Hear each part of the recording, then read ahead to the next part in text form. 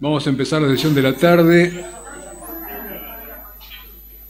La coordinación va a estar a cargo del doctor Luis Díaz, que es secretario general de la Academia de Veterinaria de Uruguay, además de un gran amigo, y de sacarme de encima la pesada tarea de coordinar las actividades. Así que Luis, muchas gracias. Muchas gracias a todos, muy buenas tardes.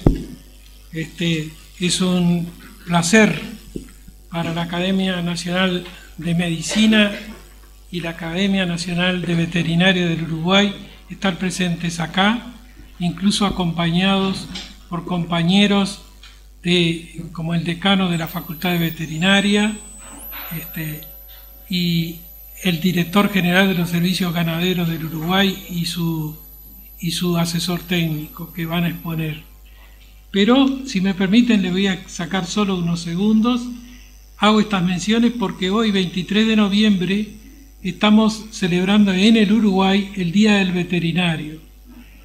¿Por qué? Porque el 23 de noviembre de 1903 fue la fecha de fundación de la Facultad de Veterinaria de la Universidad de la República. Entonces, esa es la razón del por qué el 23 de noviembre, cuando en el mundo en general la OIE incluso pone otra fecha. Muy bien, entonces voy a invitar a que nos haga su presentación del estado del conocimiento sobre resistencia microbiana en aislamiento humano a la doctora Adriana Zuccari, que es coordinadora de microbiología y directora del Laboratorio de Alimentos de la Fundación Estambulian, pero además es presidenta de la Sociedad de Bacteriología y Micología y Parasitología Clínica del SANDEBAC. Bueno, muchas gracias. Muchas gracias. Bueno, buenas tardes a todos. Muchas gracias por la invitación. Hoy en la mañana ya escuchamos varias presentaciones, muchas presentaciones también que incluyen la parte microbiológica. La idea de esta presentación es poder contarles qué nos pasa a nosotros, los microbiólogos clínicos, cuando estamos en el laboratorio, cuando estamos en el hospital, cuando estamos frente a los aislamientos y frente a estas bacterias multiresistentes, y en qué podemos colaborar y qué podemos hacer para mejorar todo lo que está pasando en relación a la multiresistencia.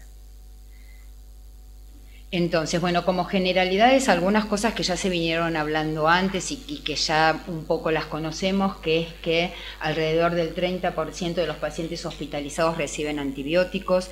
Muy bien habló antes el doctor Horacio López de lo que es la prescripción médica y de lo que pasa en la comunidad, pero también pasa dentro del hospital, y dentro del hospital muchos de los pacientes están medicados con antibióticos.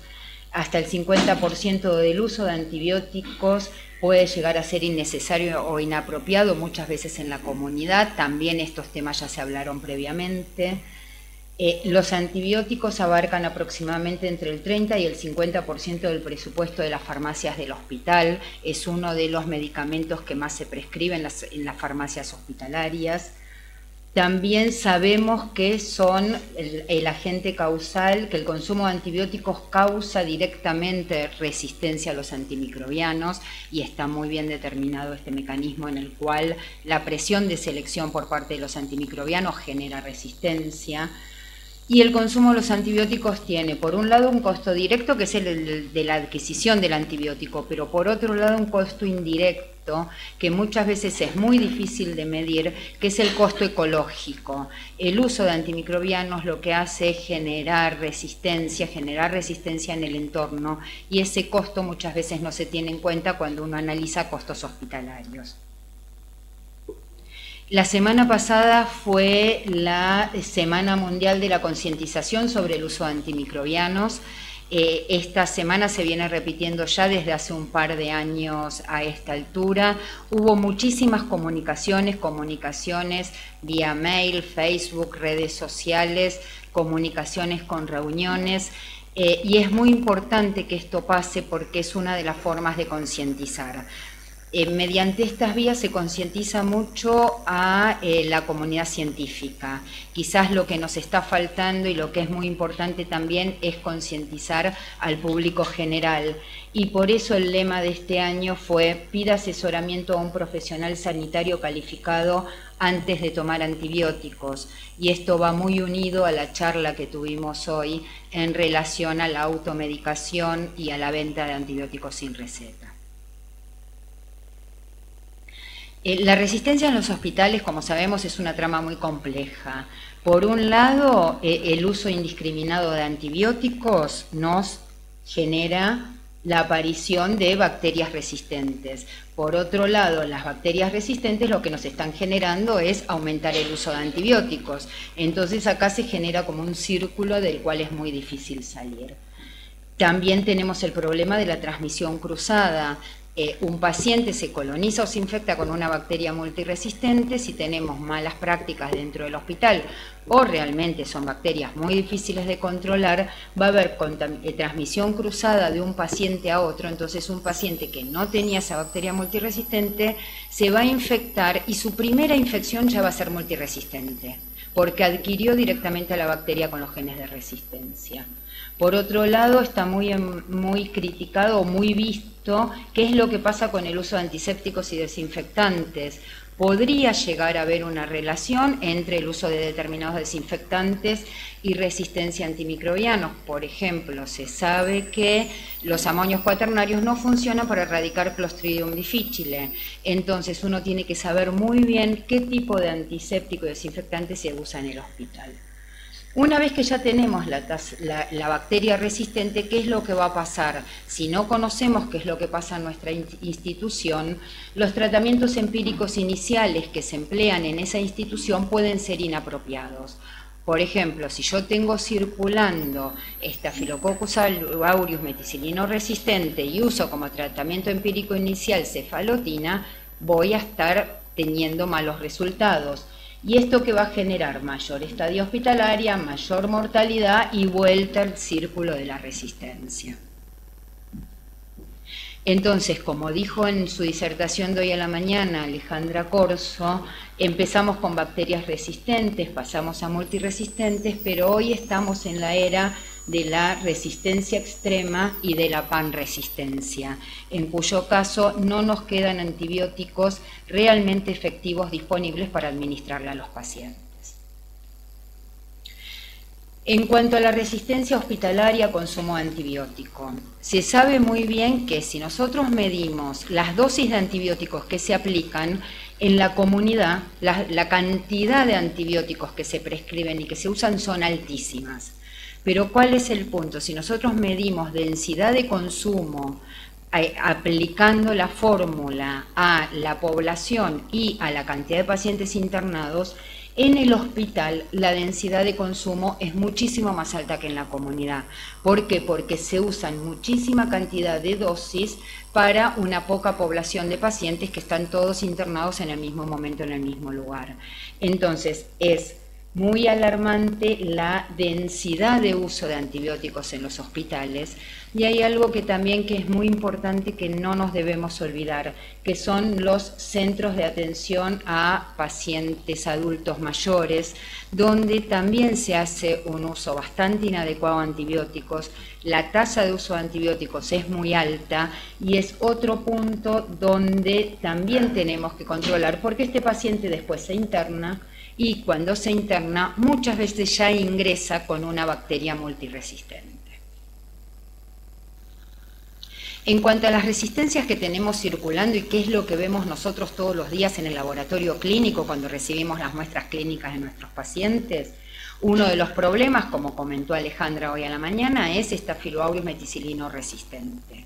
Con Staphylococcus aureus meticilino resistente nosotros vemos que la tasa de aislamiento de estos estafilococos a nivel hospitalario siempre fue más o menos de un 45% y se sigue manteniendo más o menos en la misma cantidad. Lo que varió es qué estafilo es el que está circulando. Y lo que nos empezó a alarmar es la circulación de estafilo en la meticilino resistente en la comunidad. Lo que podemos ver, hay dos publicaciones de dos grupos multicéntricos muy interesantes que se publicaron hace poco, que los dos concluyen lo mismo. Lo que podemos ver es que las tasas globales de Staphylococcus aureus meticilino resistente y meticilino sensible siguen siendo las mismas, pero ¿qué es lo que podemos ver? Que disminuyó el clon que estaba circulante, que es el asociado al hospital, para que empiece a aumentar en forma bastante drástica el clon que es el meticilino resistente de la comunidad. ¿Y esto en qué nos impacta a nosotros? Nos impacta en alguna forma mejor porque es más sensible a los antimicrobianos, pero mucho peor, ¿por qué? Porque tiene factores de virulencia muy graves, da cuadros mucho más necróticos y muchas veces es mucho más virulento que el clon anterior, que era el Staphylococcus hospitalario.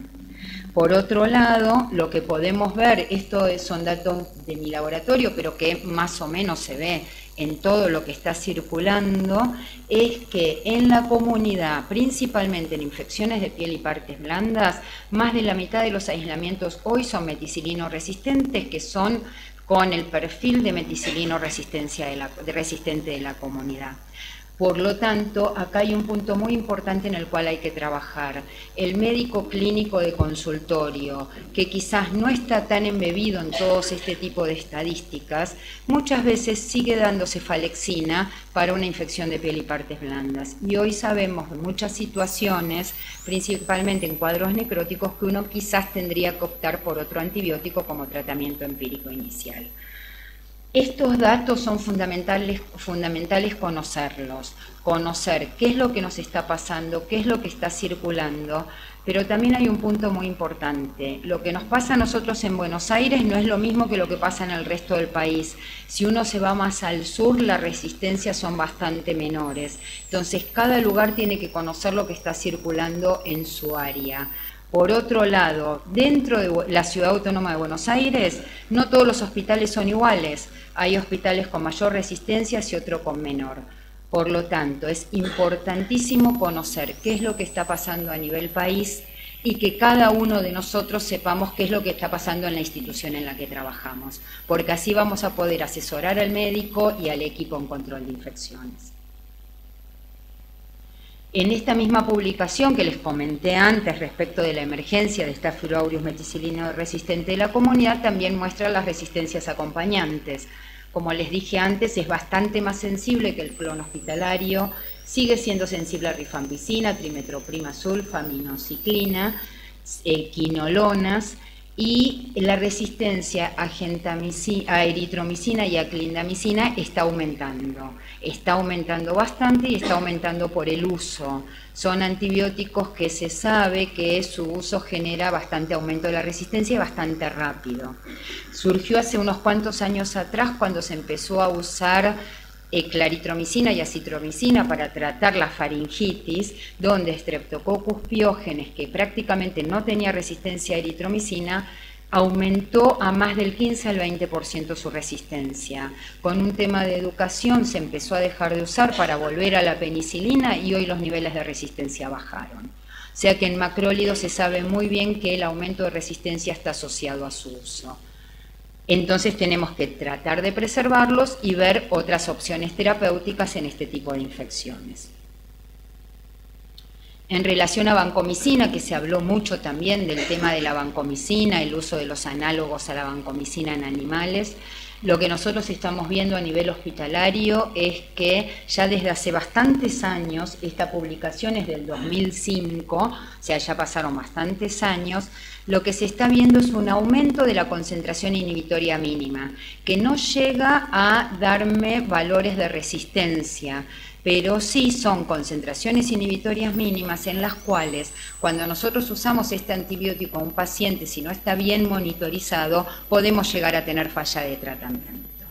Entonces, el aumento de los valores de concentración inhibitoria mínima vancomicina es otro tema que tenemos que seguir monitoreando, y el médico, cuando va a indicar vancomicina, tiene que saber con qué valor de SIM está trabajando y qué valor de SIM tiene el Staphylococcus aureus de su paciente, porque en la población hay diferentes bacterias circulando y entonces es importantísimo poder saberlo. En cuanto a esto, también desde el laboratorio clínico podemos ayudar muchísimo más al médico desde el advenimiento de los métodos automatizados para poder realizar identificación y sensibilidad. Siempre nos basamos originalmente en las pruebas de sensibilidad por difusión, usando discos. Estos métodos automatizados lo que nos permiten es tener a muchos antibióticos en el término de menos de 24 horas, la concentración inhibitoria mínima a un montón de antibióticos en un aislamiento bacteriano determinado. Y el conocimiento de la concentración inhibitoria mínima también va a ayudar mucho al médico en la toma de decisiones para tratar a los pacientes. ¿Qué es lo que nos pasa a nosotros en nuestro laboratorio con todos los pacientes internados que vemos? Tenemos, la gran mayoría de nuestros pacientes tienen una cima vancomicina de 2. ¿Esto qué significa? Si yo uso los puntos de corte del CLSI, 2 sigue siendo sensible, pero ya se sabe, y hay muchísimas publicaciones que lo avalan, que cuando un valor de CIM es mayor de 1.5, es muy probable que haya falla de tratamiento. Entonces tenemos que ser muy cuidadosos con este tipo de aislamiento. También hay algo que es importante tener en cuenta, que no todos los métodos con los cuales nosotros detectamos la resistencia en el laboratorio tienen la misma performance y hay algunos antibióticos que son un poco más sensibles a la variación del método que estamos usando. Por ejemplo, el método de ITEST, que es un método epsilométrico que está muy difundido por su facilidad de uso, en general da valores de concentración inhibitoria mínima más alto que los métodos automatizados. O sea que eso es algo donde también nosotros como microbiólogos lo miramos mucho y le avisamos al médico qué método usamos, cuál no usamos y cómo interpretar el resultado que estamos obteniendo. Otra bacteria de la cual se habló ya mucho es Escherichia coli. Escherichia coli en la comunidad sabemos que lo que más produce son infecciones urinarias. La infección urinaria por Escherichia coli en la comunidad es lo más difundido. En los casos de cistitis en mujeres, más del 90% de los casos son infecciones urinarias por Escherichia coli. En el hombre quizás no tanto, pero también sigue siendo el primer agente etiológico.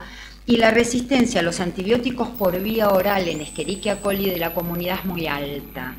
Es muy alta la resistencia a ampicilina, sulbactam. Estos son datos del 2012. Acá vemos cefalotina, porque usábamos disco de cefalotina, ahora cambiamos el método para detección de sensibilidad y es como que recuperó un poco de sensibilidad. Las cefalosporinas de primera recuperaron sensibilidad porque nosotros cambiamos cómo lo estamos ensayando.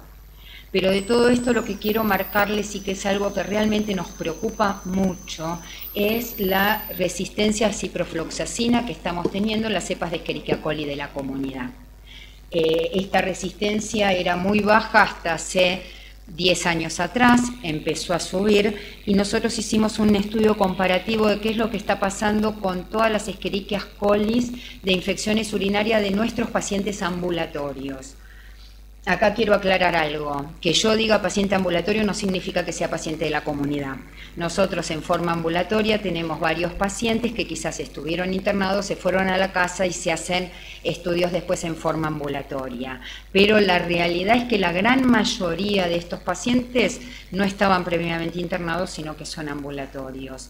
Y lo que vemos es cómo sigue aumentando la resistencia a ciprofloxacina a lo largo de los años en Escherichia coli aislada de urocultivos de la comunidad. La verdad que la resistencia a quinolonas en la comunidad es realmente alarmante. Otro de los temas de los cuales se habló muchísimo, Gabriel presentó espectacular todo lo que son los mecanismos de resistencia, lo mismo Alejandra, los clones circulantes en cuanto a beta-lactamasas de espectro extendido.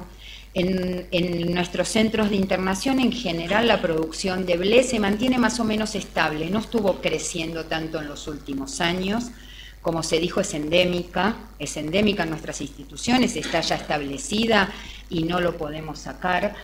El mayor problema de las cepas, tanto de Klebsiella, Escherichia coli o Proteus, que son las mayoritarias que son productoras de BLE en nuestros centros, es que la única opción terapéutica viable que está quedando son los carbapenemes. Y sabemos que tanto imipenem como meropenem deberíamos tratar de conservarlos, y Alejandra Corso mostró una diapositiva espectacular en la cual mostró cómo el uso de carbapenems en BLE hizo que crezca tanto la aparición de cepas de enterobacterias productoras de carbapenemasa en nuestros hospitales.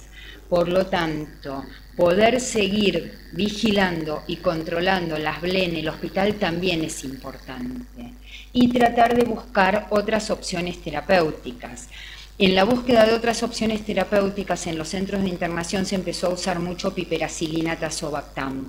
Es un antibiótico que se usa mucho en las terapias intensivas y se usa bastante para estos microorganismos productores de BLE porque se sabe que el tazobactam inhibe a la beta-lactamasa y que se podría usar clínicamente. Pero ¿qué es lo que nosotros estamos viendo en los centros de internación con los cuales nosotros trabajamos? Lo que estamos viendo es un aumento terrible de la resistencia a piperacilina tazobactam en enterobacterias productoras de BLE. Acá no están incluidas las productoras de KPC ni las productoras de AMC porque sabemos que esas van a ser resistentes siempre, pero sí están las que son BLE puras. En Klebsiella hoy en nuestros centros de internación prácticamente todas son resistentes. Y en Escherichia coli no, en Escherichia coli se mantienen valores de SIM muchísimo más bajos, aunque las cepas resistentes son bastante altas. Y acá también va otro punto en relación a los métodos que usamos para detectar las cepas, la resistencia. Los métodos automatizados realmente dan valores muy buenos para piperacilina tazobactam, son muy confiables, pero ahora hay muchas publicaciones que están hablando que por más que el punto de corte para sensibilidad piperacilina tazobactam según el CLCI es 16, para infecciones severas uno debería considerar 2 como punto de corte, porque se sabe que cuando la SIM es mayor de 2 hay posibles fallas de pretratamiento, principalmente en casos de bacteriemia. En nuestro método automatizado, al menos el que estamos usando nosotros, el punto de corte más bajo al que llega es 4. Entonces, bueno, ahí también tenemos que quizás buscar algún método alternativo o también muchas veces los que producen este tipo de equipamiento tratan de ayornar los valores de SIM a estos cambios que estamos teniendo. Ahora hace poquito se lanzó al mercado otra cefalosporina con inhibidor de beta-lactamasa, que es ceftolozano tazobactam, que podría llegar a ser una buena alternativa porque mejoraría la sensibilidad respecto de piperacilina tazobactam. Vamos a ver cómo funciona cuando empiece a usarse. En cuanto a KPC, como dijo hoy Alejandra, en el 2010 el Instituto Malbrán lanzó una alerta, ya habían algunos aislamientos, pero el 2010 fue el punto de inflexión en el cual hubo un crecimiento llamativo en cuanto a los aislamientos de KPC. Ese alerta que largó el Instituto de Malbrán nos llegó a todos los microbiólogos clínicos del país y todos nos hicimos eco de lo que estábamos pasando como para empezar a alertar y empezar a tomar medidas, empezar a tomar acciones.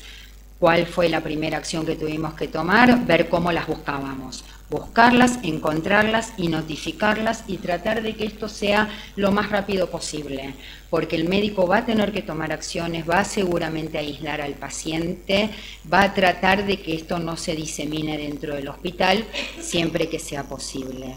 Lamentablemente hoy el crecimiento es tan exponencial que esto es una batalla bastante perdida por el momento. ¿Cómo hacemos nosotros la detección en el laboratorio?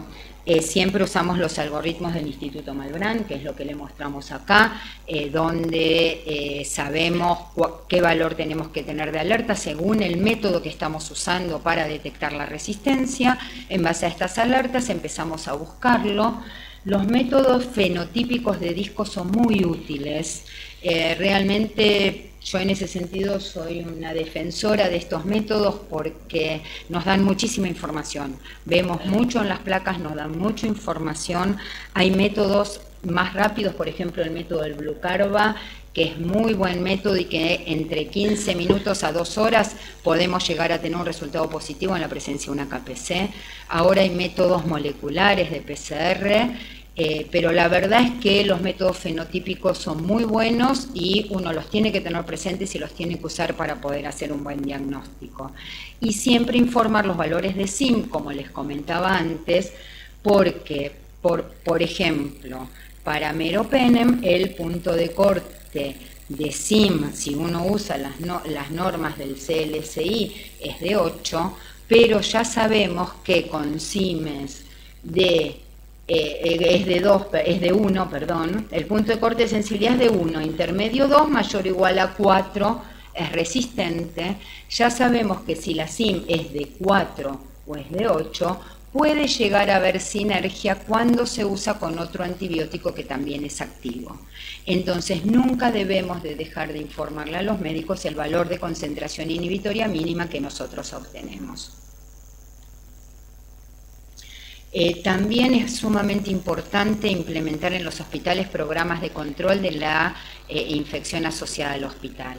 Nosotros en FUNSEI tenemos un programa que es el programa para colaborar con el control de la infección adquirida en el hospital, que es un programa que lo estamos haciendo en varias provincias del interior del país. Vamos a los hospitales, hablamos con el microbiólogo, el enfermero, el infectólogo, somos un equipo colaborativo que incluimos todas las especialidades. Y la semana pasada estuvimos en el Congreso Argentino de Farmacia Hospitalaria, que se hizo en Ushuaia. Acá quiero hacer un stop en este punto que creo que es muy importante. En todos los programas tenemos que incluir al farmacéutico. El farmacéutico sabe mucho de lo que son dosificaciones, interacciones medicamentosas. El farmacéutico tiene que salir, así como nosotros los microbiólogos salimos del laboratorio ya hace unos cuantos años para juntarnos en el Comité de Control de Infecciones, ir con el médico y estar ahí presentes. El farmacéutico es un pilar fundamental. El farmacéutico es quien conoce muchas cosas de esto de los antibióticos, pero también va a ser el que después los va a dispensar según la solicitud de un médico. Y el farmacéutico puede llegar a ser también un buen profesional que esté mirando las indicaciones, mirando qué tiene el paciente y también asesorando en este sentido. Y lo mismo pasa con el farmacéutico de la farmacia ambulatoria. Ahí hay que trabajar muy fuerte porque el tema de la automedicación y de la falta de receta para las prescripciones es un tema en el que tenemos que incorporar también a los farmacéuticos.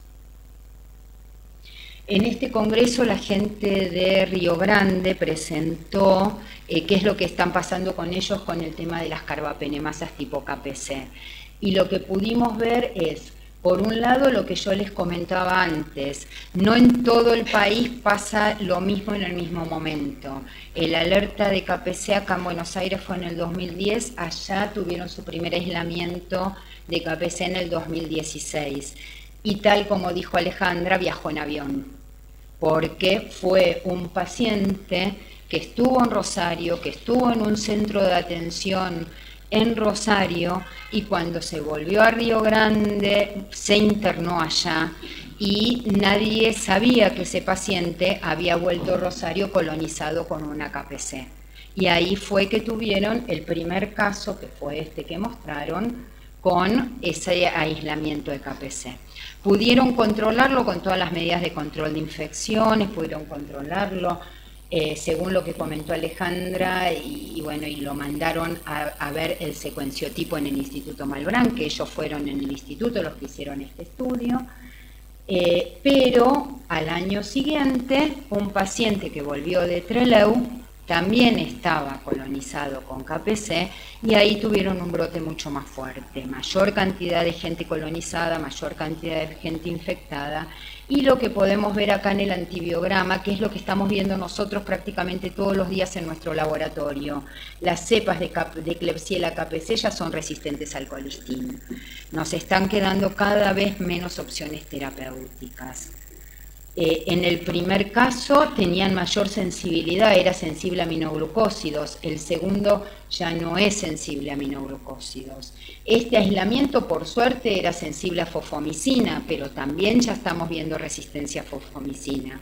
Y lo que nos contó antes Sergio es que la fosfomicina también se usa en animales. Entonces, ahí tenemos que empezar a ver bien, porque no solo el colistin se usa la fosfomicina.